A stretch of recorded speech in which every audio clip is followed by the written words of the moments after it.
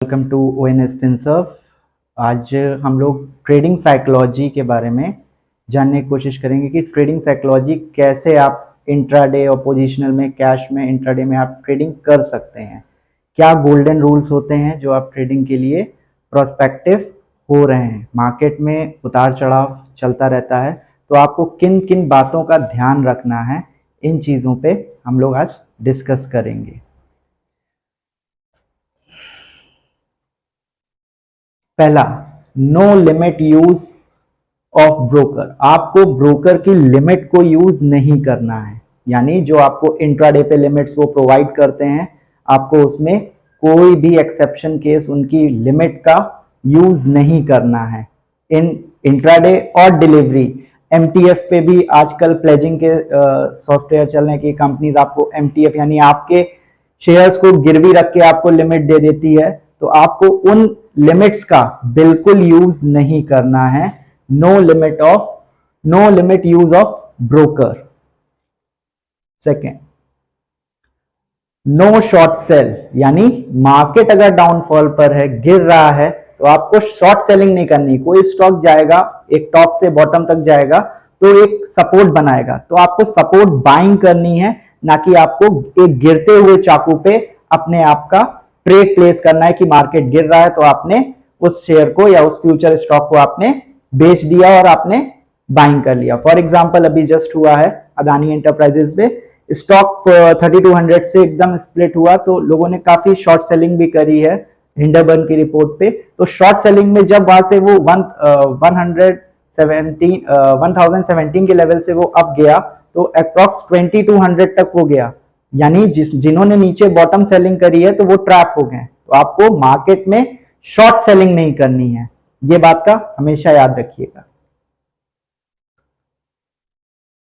Next, no future and option, यानी आपको future and option में ट्रेडिंग नहीं करनी है। अगर आप पैसा कमाना चाहते हैं तो आपको फ्यूचर एंड ऑप्शन में बिल्कुल भी ट्रेडिंग नहीं करनी है।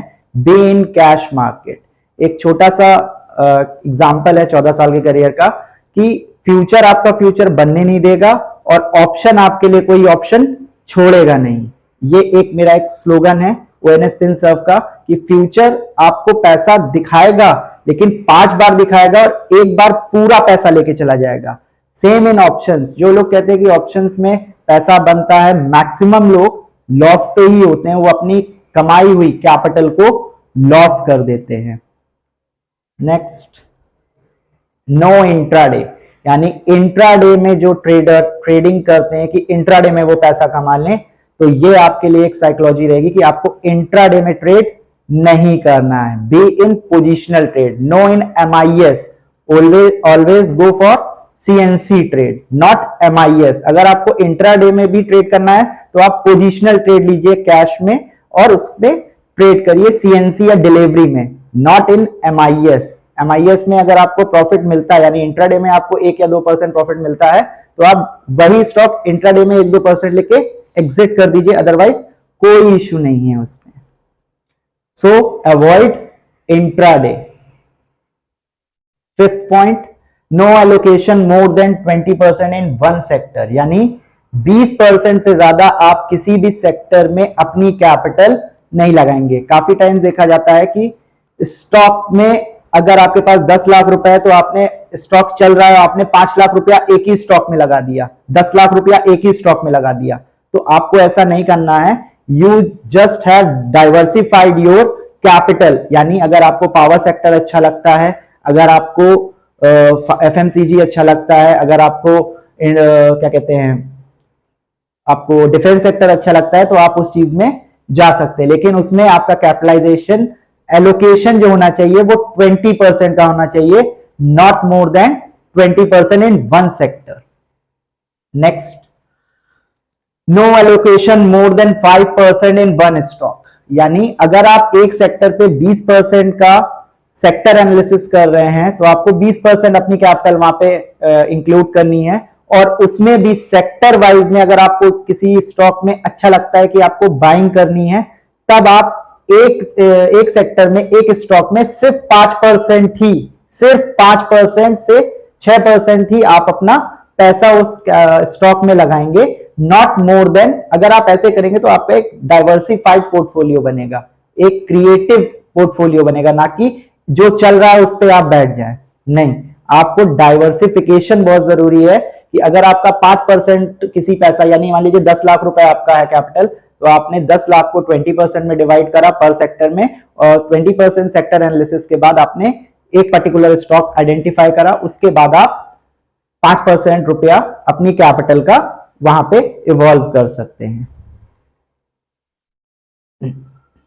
कीप पेशेंस, यानी मार्केट में पेशेंस रिवॉर्ड करता है। हमेशा याद रखिएगा, लॉन्ग टाइम से 10 साल का आप ग्राफ उठा के देख लीजिए, चाहे निफ्टी का, बैंक निफ्टी का, आपको रिटर्न जरूर देता है। तो वो किनको देता है? फ्यूचर एंड ऑप्शंस वालों को नहीं देता है।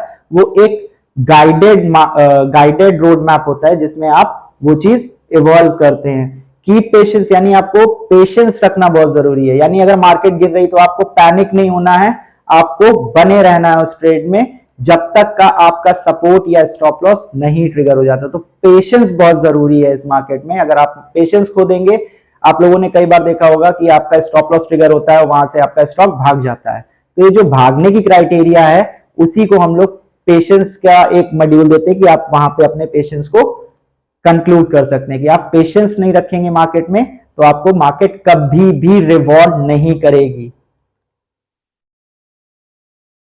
नेक्स्ट, डिसिप्लिन मस्ट, यानी अगर आपने बताए हुए अभी तक के जितने भी बताए हुए पॉइंट्स थे, अगर आपने उसमें डिसिप्लिन ब्रेक किया तो आपको लॉस के सिनेरियो से गुजरना पड़ेगा। क्योंकि अगर आप लिमिट यूज कर लेंगे ब्रोकर की, तब भी आपको लॉस होगा। आपने शॉर्ट सेल कर दिया, कोई स्टॉक वहां से बाउंस आ गया, तब भी आपको उस चीज का सामना करना पड़ेगा। आपने 20% से ज्यादा किसी स्टॉक में एलोकेशन कर दिया सेक्टर में, तब भी आपको उस चीज का प्रॉब्लम फेस करना पड़ेगा। देन आपका 5% स्टॉक, जो 5% पर स्टॉक पे आपको लगाना है, अगर उसका आपने रूल ब्रेक करा तब भी आपको प्रॉब्लम का सामना करना पड़ेगा।